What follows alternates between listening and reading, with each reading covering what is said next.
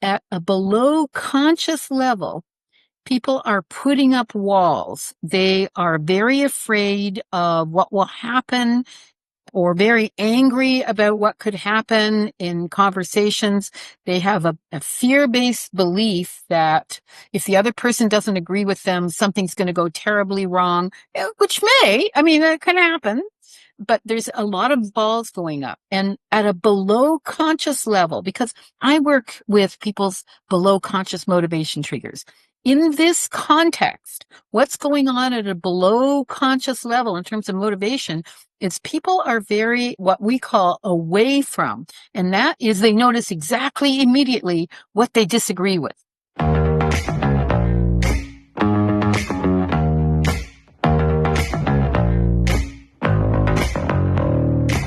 Welcome to Soulgeneering Your Life and Work. I'm Ravi Tangri, and this podcast is about how do you bring more heart, more soul into your life, into your work, into everything that you do. And today, what we're going to dive into is how to deal with a situation we've been working with now for many months, years, where there is a real polarization that has developed in society around certain views. And it seems that there's two distinct groups that are not hearing each other, but talking at each other. And friendships have been challenged or broken. All sorts of things that have come out of this over the last few years. And to dive into this, I have invited a dear friend of mine, Shelle Rose Charvet, who is a certified speaking professional, member of the Hall of Fame of Speakers, a global speaking fellow, and a certified trainer of NLP. And Shelley has been speaking, training, coaching, consulting for over 15 years and has worked with groups worldwide. Her program is second to none in terms of words that change mind. And she is Canadian and British, and she speaks English, French, Spanish, and German. But let's stick to the English for today, Shelley. Okay. Welcome. Hi, Ravi. It's wonderful to be here with you. Oh, it's such a delight. And I love diving into this with you because I love how you can dig to the real clear points in this, in anything that we talk about. You have that laser focus. So how would you describe the current climate between people? Like, we hear a lot about polarization, but really what's going on here? Right. I want to talk about between individual people rather than sides or political points of view, even though, you can probably split down the middle on a number of political views. But when you're talking about people, what is really going on between people is that at a below conscious level, people are putting up walls. They are very afraid of what will happen or very angry about what could happen in conversations. They have a fear-based belief that if the other person doesn't agree with them, something's going to go terribly wrong, which it can happen. But there's a lot of balls going up. And at a below conscious level, because I work with people's below conscious motivation triggers. In this context, what's going on at a below conscious level in terms of motivation is people are very, what we call away from. And that is they notice exactly immediately what they disagree with. And then on top of that, they have an emotional response to that. So before you used to just disagree. Why can't we just disagree? And now when you disagree, you're upset about the other person or their beliefs or whatever. So that's one thing that's going on. We're highly sensitive to everything we don't like. We want to move away from anything that doesn't appear to agree with our deeply held beliefs and values. Secondly, with regards to our own beliefs and values, we've adopted a trigger that I call internal. When somebody's gone internal, they decide for themselves. They don't want to be told what to do. They know they're right. They evaluate for themselves if they've made a mistake. And the worst thing you can do when somebody's in internal mode is tell them they should or they must.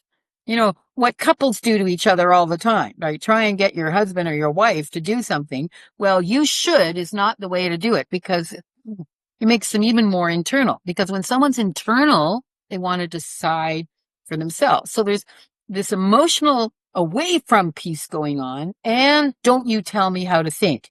And this hypersensitivity around that combined with these walls, like we're pre-afraid that we're being attacked. Like it hasn't happened yet, but we're pre-afraid.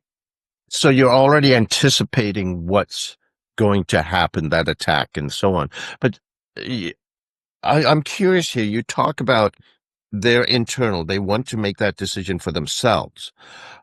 But is there not also an affiliation? I know you're talking about individuals, but Mhm. they're affiliating with people that think the same. So that's an Well, they external. do that so they can relax because this is a highly tense, negative emotional state. Okay. And it has spilled over from politics into personal relationships. So that when you have a disagreement about something, it could be something innocuous. You're still not just disagreeing. You feel offended or not just mildly annoyed, but furious. So there's this high emotional tension because we're predicting that somebody's going to try and convert us to a new religion, or the fact that they disagree means a disaster is going to happen.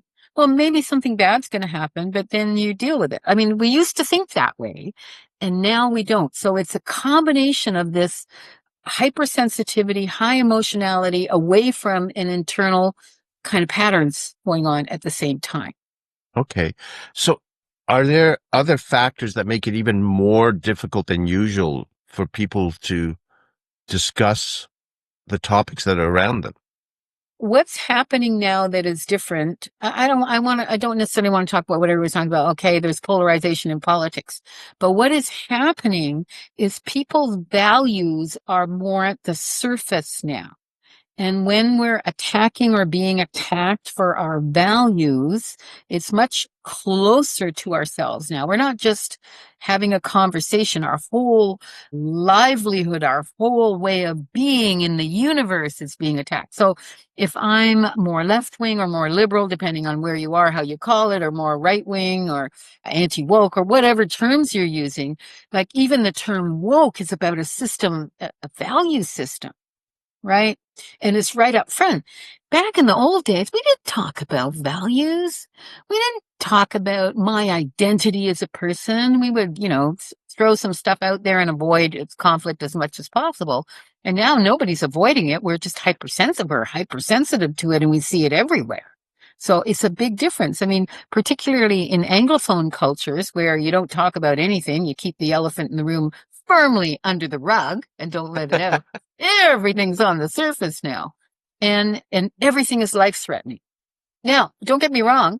Maybe it is. I don't know. But if you don't have any way of distinguishing between what's more important and less important, like I have some friends for whom everything is a life crisis. And I'm going, oh my God, that's exhausting. Like, why don't we Totally. just get some little problems, Let's get a few little ones just so that we can.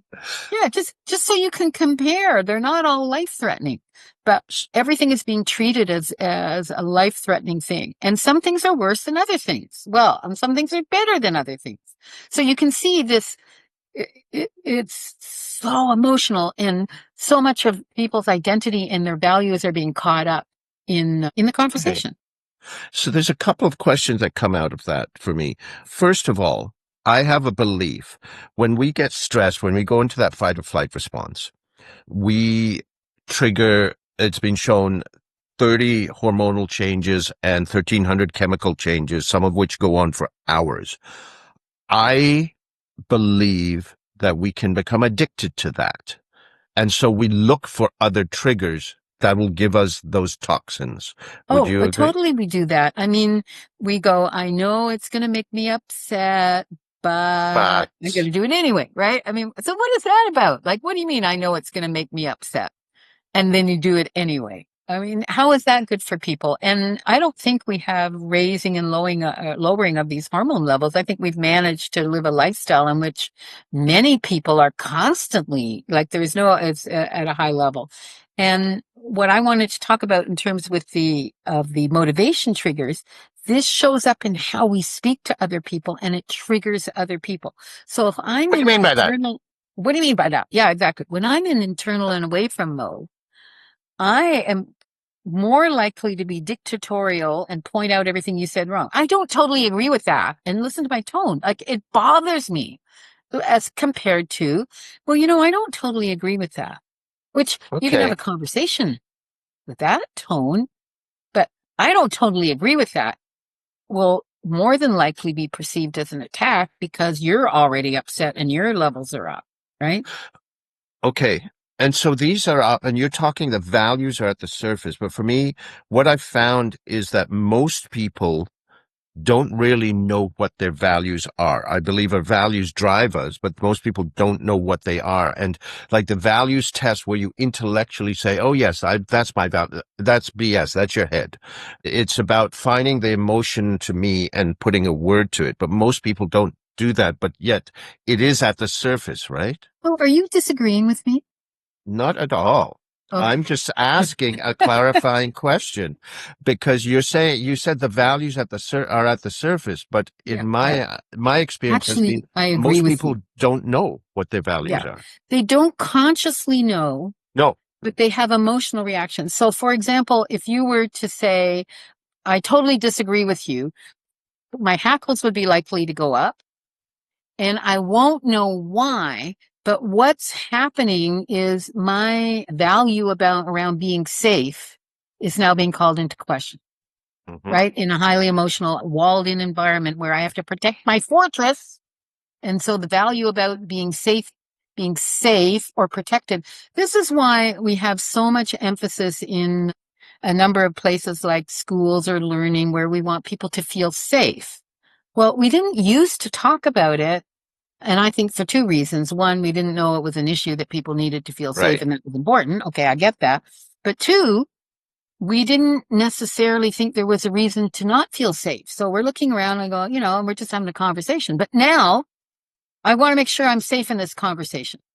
And so that's a value that comes up. But people don't, I agree with you that people don't consciously know their values, but you can find out what their values are with certain relatively easy but astute questions. Okay. So let's get into this then. How do we start to, I want to come back to how we understand ourselves and our Right. values, but how do we understand them? Like, is this whole, it seems like this is just building. Is this here to stay or what can we do as an individual? This is a global thing. How do we find our way through this? I don't know if it's here to stay. I mean, it's here at the moment. This is what we're living in our VUCA universe, volatile, uncertain, complex, and ambiguous. Yeah, okay, here we Totally. are. We have to deal with where we're at. I would say, what can an individual person do? How do they need to proceed? One of my biggest concepts when I am teaching people to communicate better with one another, when I'm teaching them to increase their impact, is the concept of the bus stop. You see, we're coming from where we're coming from. And what most people do is they may look at the other person who's far away down the road at another bus stop and think to themselves, what are you doing down there? That makes no sense at all. You should be here. And they use words and expressions that demonstrate they think the person should already have taken the trip. Like it's obvious. You need to be thinking this way or doing this thing. And instead, if we can figure out how to go to their bus stop and from their bus stop, invite them on a bus ride to explore something, not convince something. I think one of the other things that really puts people's hackles up is when they get the feeling we're trying to convert them. I use that word intentionally Yeah, to a new yes. religion. Yeah. Yeah, yes. Invite them for a bus ride and where you can explore together. Mm. And how do you do that? The first step is understanding their values. And how do you do that? Yeah. So how do you get to someone's bus stop? Well, one of the things is to say, well, what's important about that for you? You see, the definition of the word values is that which is important. Mhm. So let's say they mouthed off about something. You can say, oh, and I would say get yourself into a state of curiosity. And I just use the curiosity noise. This is a very practical kind of thing. Oh, that puts yourself into a curious state, right? It's not the same thing as the bad news noise, which is, oh, it's not that noise. You know It's, what that oh, reminds me yeah. of? And this is dating Oh, us. oh, Is yeah. Columbo, the old, oh, I'm just Oh, one more oh, thing. oh, oh, yes. Yeah. I'm wondering. Oh, what's important about that from your point of Yeah, view? A respectful, caring question. And breathe, let the person think. And they'll say, it's important to me because I think everybody should be treated the same. Okay, so they're revealing their bus stop. So you want people to be treated the same. Now, the key, this is a technical communication skill. If someone says, I want everybody should or ought to be treated the same, is their value. The best way to demonstrate that you get what they're saying without judgment, this is just step one, it's not necessarily going anywhere, is to use their exact same words. So instead of saying, oh, you want to make sure it's fair to the person at the other bus stop, that's not what they said. The word fair does not have the same resonance as the right. words they choose to represent these deeply held beliefs and values, So right? am I right that it's the words are just a handle to get to the felt sense, the feeling, and so that's why their words are important? Is that what you're saying? I'm just I asking. would take out the word just Okay. because it is the key. Okay. Their words resonate. Mm-hmm. And back in the old days in communication courses before the year 2000, people were taught active listening. And active listening was, I paraphrase what you said, which means I'm using my words and your words. And so it means I'm probably dancing around some of the same concepts. But if you absolutely want to prove the person that you're getting where they're coming from, at least in terms of, these words and phrases are important, use their words. So it's really important to you that people be treated the same. Now, you may not know what the same means for them. So if you want to know a little bit more, you might say, can you give me an example of when that's working the way you think it should? And Right. then they'll give you an example. I don't tend to ask people for a definition because the more important it is, the less articulate many people tend to be. And then they get frustrated and go, well, the same, that's not what you want. You want somebody who gives you an example. Well, what would be an example that you've seen recently where you felt treating everybody the same was being respected? Well, in my son's school, in the classroom, we did blah, blah, blah, blah, blah, whatever. They'll give you an example. And provided you use exactly the same words and phrases, it's much more easy for the other person to call up an example. And now you know exactly where they're at. Chances are, when you understand what somebody is saying, it becomes far less emotional for you and much more understandable Right. Because there are and many easier to find a ways. common point. Right. Because there's many ways once you're understanding better for people to be the same, be treated the same. Exactly. And it's a way of differentiating the means from the end goal. When you get someone to reveal their values by saying, well, what's important about that to you? And letting them think and talk and repeating back the essence, the key phrases that they've said, then it enables you to see, are there common points that you have? Right. Do you have some common values? And that the difference is in the means to the end. Now, that's not always going to be the case, right? Right. But there's a chance that that could happen. And imagine a conversation that goes like that. And all you have to do is get into a curious state. Oh, well, what's important about that for you?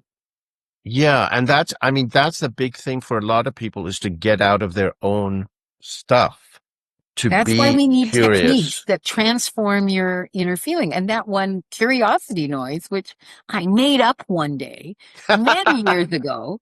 And then I discovered, oh my goodness, it totally changes your state. It's almost like it opens your chest or something, right? Oh, Okay. okay. And compare that to, oh, it's Oh, not the same thing. Oh, is now I understand doors closed. I've closed the door.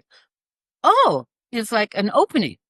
Right? got And then, it. of course, the bad news noise, which is, oh, and that's something totally different there, right? Yeah. Or there could be a judgment. Oh, Yeah, yeah, exactly. Where it's the curiosity noise, okay. I love that. And here's something that I would like to just touch on because I think it would be very useful for our listeners is how we're all caught up in this to some extent. I think a lot of people are. How can we defuse our own heightened sense right? and our triggered state? What are some simple ways that we can release that And pressure so that we're not that's so reactive? that's such an important question because I'm living through that, you're living through that, everyone we know at different times of the day. My hubby has been very clever. He just doesn't have any relationship to social media or talking to people online at all. It's probably saved him from all the emotions that everybody else is going through. And what I recommend, and this is something that I do, and I also need to remind myself to do this, is to first of all notice my emotional state. Like, oh man, this is like my this or this really pisses me off. And then zoom out and remember who the person is. Like this is a person who I've been friends with for 20 years. I totally disagree with all the stuff they're publishing, but this is a friend I've been friends with for 20 years, and we have shared a lot of values. What are the values that I've shared with them? Well, we've felt that helping others in the world is really important. Speaking out against injustice is important. Like, so I'm having a dialogue with myself where I enable myself to remember that the other person is human and you go, and you're human. And this whole dialogue, which is not that difficult. Like, who is this person to me? Notice who is this person to me? Well, they've been my friend for years, Right.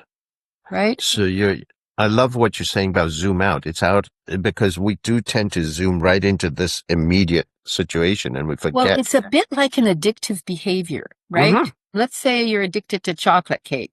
I don't know if anybody listening to this is addicted to chocolate cake. This used to be me in chocolate cake.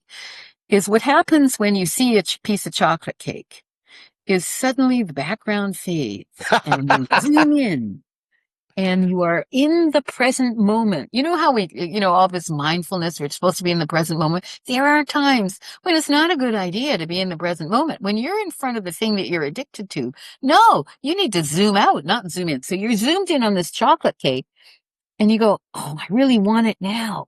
But if you zoomed out and go, hey, I want to reach my weight and fitness goals. I've come from here. I'm going to here. Like I've started there and look at how much progress I've made. And this stupid little piece of chocolate cake is going to stop me from meeting my goal this week. I don't think so. You can only do that from a zoomed out point of view.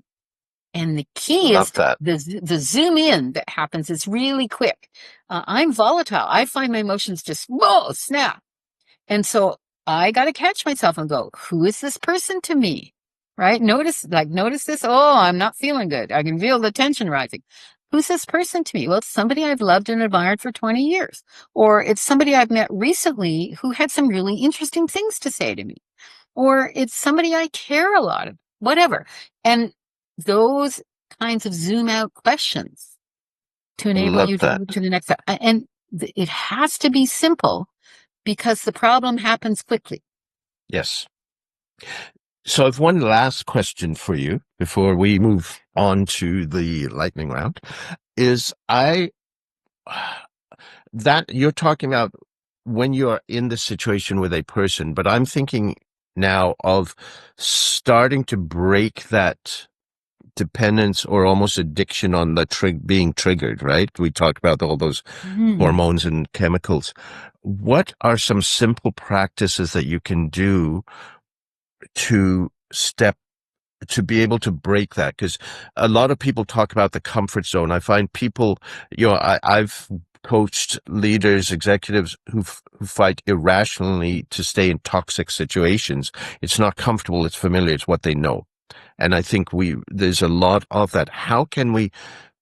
What are some simple ways that we could sort of step back from that to start to make more of a familiar zone, not the stress response, but sort of the zoomed out response? What is some ways that So we?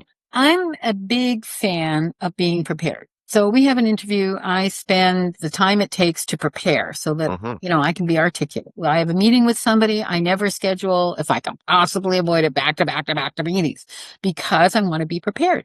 Well, the first thing in being prepared, particularly when you're going to go into environments that can be stressful or triggering, Mm-hmm. is to ask yourself, and I want to give you a process. This is not a bunch of different things you can do. It's a process that you can follow that's relatively easy to follow. First thing is, what is my goal for this meeting? Mm-hmm. Right? Most people, when they have a problem, try to think about how to respond to the problem, how to fix the problem. Okay, that's all right. But as we know in politics, political leaders are going, we got to do something against this. There, blah, blah, blah. Well, what's the goal? How do you want it to be when it's fixed? What is it going to look like? What am I going to feel like? Well, my goal is to be fully in touch with my personal wisdom and all of my knowledge that I've gained over this years and come up with a solution to some of the things that are likely to come up using my wisdom and the wisdom of the other person. I have to tell you something that just happened yesterday. I'm here in Okay. Berlin and it's Yoko Ono weeks. What? And yesterday we went to two separate exhibits of Yoko Ono's artwork. And many people only know her as the wife of John Lennon, where in fact she was an incredibly internationally known artist from the very early 60s, late 50s. And her art is totally different. It's co-creative.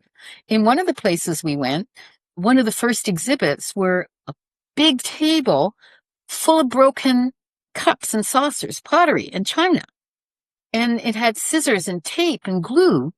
And the invitation was for you to put things together in another way. And behind the table were the shelves where people had created this. She's Wow. written a book of artistic instructions that you can either do in your mind or do in reality. So she's all about co-creating. Mm-hmm. Well, if you have a goal and it involves the other people in communication, one part of your goal can be, I'm just feeling so inspired by what I saw and heard and felt yesterday and participated in. How can you have a goal that is co-created with the other person? So Right. not only have a goal and be outcome focused, how can you have a goal that is really involving the other person? So that's step one. Step two is decide how to begin the conversation. And Mm-hmm. we've looked at ways, we've just talked about it. So you frame the subject. We're here to talk about the decision we need to make regarding XYZ. And I suggest that our first step be to make sure we understand the situation. Second step, make sure we set a goal that we can both live with and that we both think is worthwhile. Notice I said live with. If you try to set a goal that's perfect, Oh, everybody's going yeah. to be disappointed. Yeah, that everybody can live with and that is worthwhile and maybe even motivating. And third, figure out how to get there. And fourth, implement it and move on from there. How does that sound?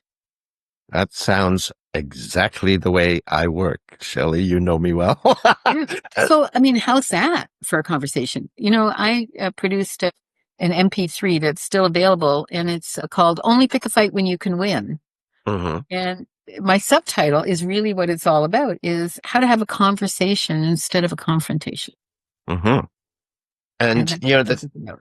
the all of this. I mean, the initiative of all this is the polarization people talk about in society, but I mean, it's equally relevant to the business owner or leader who's challenged with motivating an employee, to working with Oh, your spouse, to working with your friends. absolutely. And there's one more thing I would recommend because if you find you're in a negative state, but you got to get into a positive state, right? That can happen. Like is I would suggest the technique called NLP anchoring. I have anchors on all my fingers. An anchor is just an association, bell ringing, dog salivating. It's just a response. So I have different states that I want to get into. When I am coaching executives, I have my coach state. When I need to make a presentation, I'm a lot bigger and wilder and out there. Well, that's a totally different state. You don't want presentation Shelley to show up when you need coaching Shelley. Right. And I've seen President Shelley in our And you've professional seen association. NML Presidente Shelley. Yeah. So you don't necessarily want her to show up at any given time. So that's what I would do is get yourself into the right state. Google NLP anchoring. We don't necessarily want to go into Yeah, all the details there's here. lots of ways. Yeah. Now, you do have something that people can access to called Test Your Influence. Yes. So I've been talking about these below conscious motivation triggers. Do you want to find out what yours are in the context of communication? It's a way you can find out or test how you influence. And it's very easy URL, the lab profile, because all of this comes from the language and behavior profile or the lab profile. So you go to thelabprofile.com and you will answer a 5-minute survey, and then in a specific context, right? Because motivation changes depending on the context. Identify a context, you answer the questions, and you'll get a report back on your motivation triggers and how you tend to communicate in that particular context. I love that. And we'll put the lab profile in the notes for the session. Check it out, check it out. Oh, are you ready for this? Now it's time for the lightning round. Boom, boom, boom. Ooh. All right. So no thinking, just whatever pops to mind. Okay. Introvert or extrovert? Extrovert, totally, 100%, 300%. What's the most favorite job you've ever had? Presenting stand-up comedy bits to my friends and colleagues. It's not a job. It's the most favorite thing I have that I've been doing. Yeah.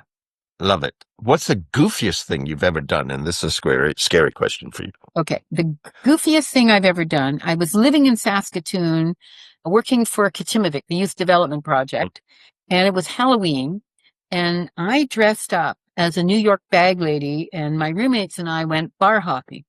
And I had bags and I had big boots, but this was the prairies. So gradually over the course of many drinks and much bar hopping, it morphed into a Ukrainian grandma. And Ukrainian grandma went up to people and said, there's all kinds of people in all kinds of bars. She had Ukrainian accents. She went up to people and said, you buy me drink, I give you kiss. She did everything. And I was working the room, and the weirdest thing happened. I had so much fun. I just stayed in character all night. It was so much fun.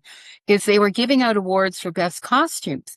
And this big black guy at one point picked me up. I'm tiny, like I'm 5 feet tall. I'm not quite 5 feet tall. I'm less than 150 centimeters. Picks me up and puts me on the stage. Apparently, I won the best female costume. I don't think it was the costume. I think it was the whole You lived the role. Yeah, that was it. Yeah. I just love doing that. I love it. What's the best compliment you've ever received? The best compliment is you changed my life with something you said. And I've had that said to me more than once. Love it. What's your biggest failure and what did you learn from it? Oh, God. One of my problems is sometimes my mouth keeps working when my brain is on off. I don't know if anybody can identify this. Can you identify with this? Mouth keeps working. And this is years ago, I made a political comment to one of my best clients with whom I did the most work, who was sponsoring me in another country. And I totally offended him, and my brain was completely off, and I wasn't aware of this. And he stopped working with me for 3 years. Wow. So, yeah, that was devastating. And yes. In fact, I do not know why my brain was so off. I could hardly even remember that I said those things, that it was fed back to me later that I said, and completely infuriated him. And the thing I learned is if you're in a professional environment, you cannot be off. You need to be on. You need to be aware. You need to be paying attention. If you're hanging around with your friends, you can be off and say something that without your brain working and your mouth says, because your friend will say, what the hell was that? And you go, oh, sorry, not thinking. But when you're a professional, you're a professional. You don't turn that off. And that was a very big, and it doesn't mean I'm not being authentic. It means I'm on. I'm in my professional mode. Totally. And big lesson. I'm taking care of the people I'm working with. I have a specific role with them that I need to play, etc. Huge learning for me. I think that was probably one of the last times I did something like that. I cannot tell you that I never did that again.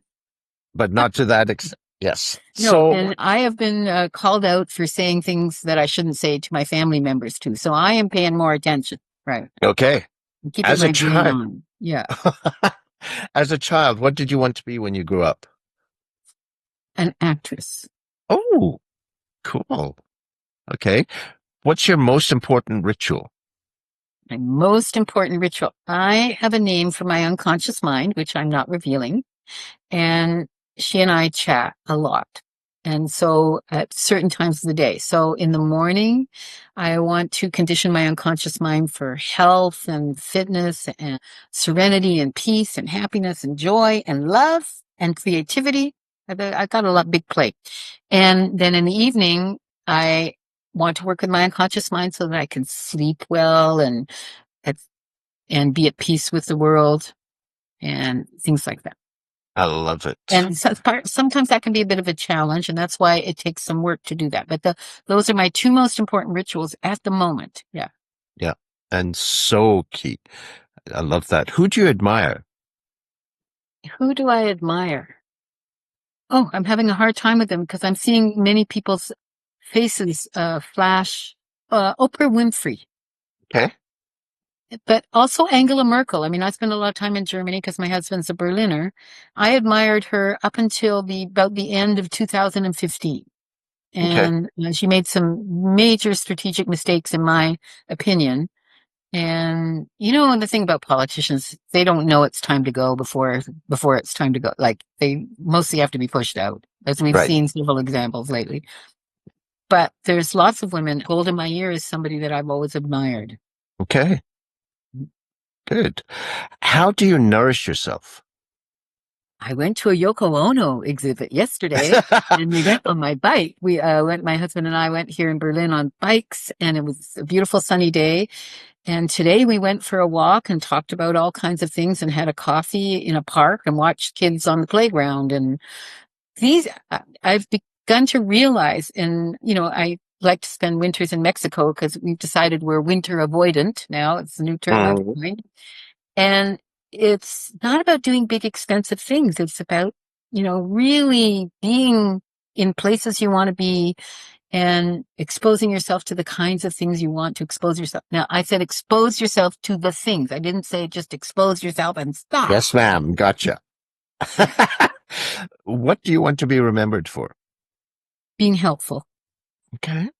Nice. And what's your purpose in life? to be helpful, and to make people laugh. But That's the second helpful. one's a secret. The second one's a secret. I don't want anyone to know that one. Yeah, but that's very helpful, Hopefully. especially today. Yeah. So thank you again, Shelley, so, so much. Truly appreciate it. Love our chats as always.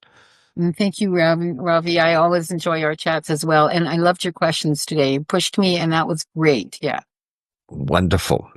So we will see you next week, folks. Have an amazing day. I got the energy, it's all I need to finish. And everyone that knows me knows that I can do this.